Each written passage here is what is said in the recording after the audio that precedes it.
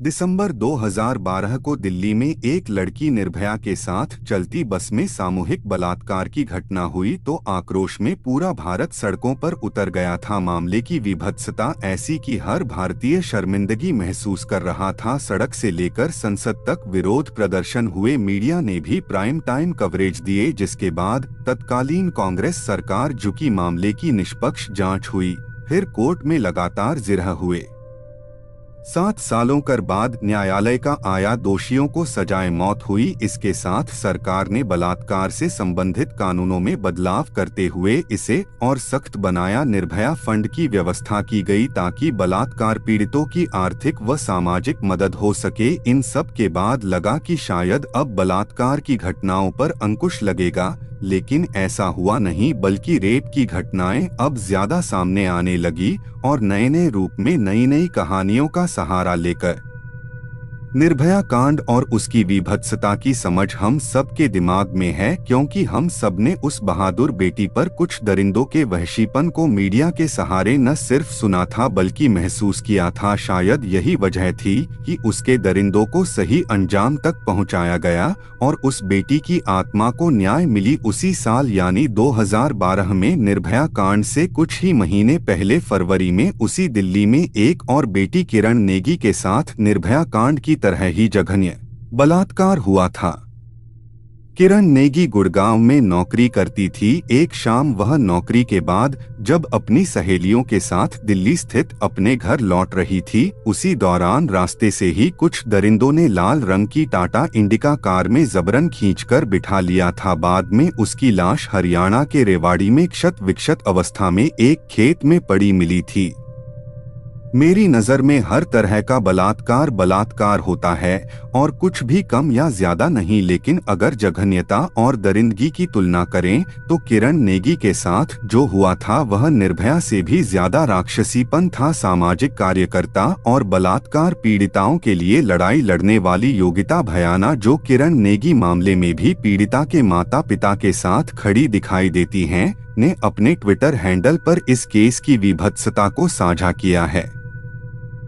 अगर थोड़ी भी मानवीयता आपके भीतर है तो इसे सुनकर आपकी आत्मा तक रो देगी। लेकिन उससे पहले, मेरा नाम है आजाद, आप देख रहे हैं पॉजिटिव क्राइम पॉडकास्ट। अगर आप चैनल पर नए हैं तो चैनल को सब्सक्राइब और बेल आइकन दबा दीजिएगा ताकि इस तरह की कहानी आप तक जल्दी पहुंच सके। तो चलिए कहानी शुरू करते हैं। आपको बताती हूं क्या हुआ था पीड़िता के साथ। 9 फरवरी 2012 को किरण नेगी की मौत से पहले उसको इतनी यातना दी गई कि उसकी लाश को देखने वाले की रूह कांप जाए। पोस्टमार्टम करने वाला डॉक्टर लाश को देख बेहोश हो गया था।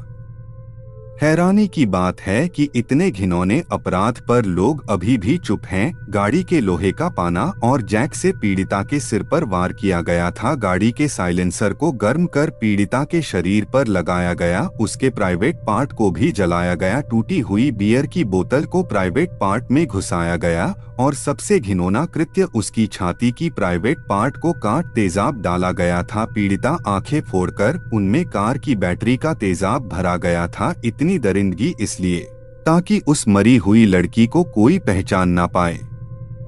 बहरहाल निर्भया मामले के तरह ही किरण नेगी के मामले की भी पुलिस और मेडिकल जांच हुई और आरोपियों को पकड़ा गया। मामला न्यायालय में गया तो सबसे पहले सेशन कोर्ट ने तमाम सबूतों और बहसों के आधार पर आरोपियों को दोषी पाया। फिर मामला हाई कोर्ट गया और वहां भी आरोपियों को दोषी पाया गया और दोषियों को फांसी की सजा मुकर्रर हुई। इसके बाद 2015 में सुप्रीम कोर्ट में आरोपी पक्ष के तरफ से अपील की गई। यहाँ कुछ दिन तक मामला लंबित रहा, फिर सुनवाई हुई, बहसें चली, लेकिन अंत में बीते सोमवार को सुप्रीम कोर्ट ने वो फैसला सुनाया जिसकी उम्मीद नहीं की जा सकती थी। जी हाँ, अब ये बात आपको हजम हो या न हो, लेकिन देश की सर्वोच्च अदालत ने अपने नीचे के सभी स्तरों के अदालतों के फैसलों को गलत साबित करते हुए आरोपियों को निर्दोष पाया है। अब यह एक ऐसा फैसला था कि जिससे न सिर्फ किरण नेगी के माता पिता बल्कि हर कोई स्तब्ध है।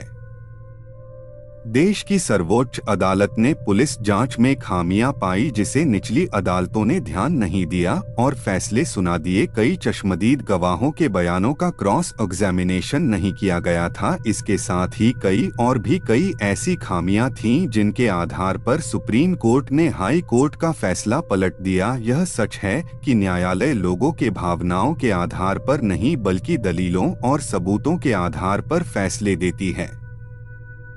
यह भी सच है कि भारतीय न्याय व्यवस्था की नीति रही है कि भले ही 99 दोषी न्यायालय की नजरों से बच जाएं, लेकिन किसी एक निर्दोष को सजा नहीं मिलना चाहिए। लेकिन क्या इन सिद्धांतों के आगे उन तमाम सवालों को दबा दिए जाएं जो इस फैसले के बाद उठने लगे हैं? क्या न्यायालय को पुलिसिया जांच और संपूर्ण व्यवस्था से यह नहीं पूछना चाहिए कि माना कि जिन्हें आरोपी बनाया गया है वह निर्दोष है, तो फिर किरण नेगी का असली गुनाहगार कौन है?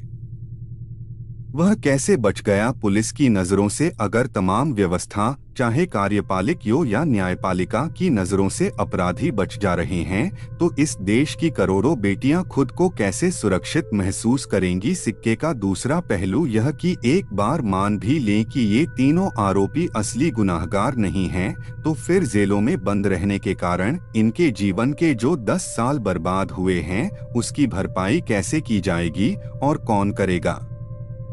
हालांकि पीड़ित परिवार के पास अभी कोर्ट में इस फैसले के मद्देनजर पुनर्विचार याचिका, रिव्यू पिटीशन का अधिकार है और उम्मीद है कि कोर्ट इसे जरूर पुनर्विचार योग्य समझेगी, क्योंकि यह मामला न सिर्फ एक किरण नेगी का है बल्कि देश की करोड़ों बेटियों की सुरक्षा का मामला है।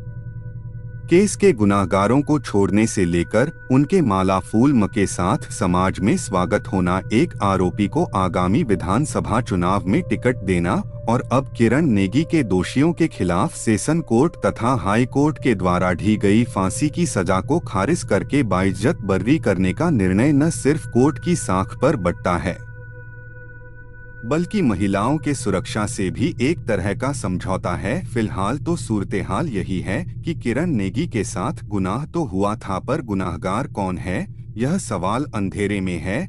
कैसी लगी कहानी कमेंट में लिखना ना भूलिएगा। तब तक के लिए धन्यवाद।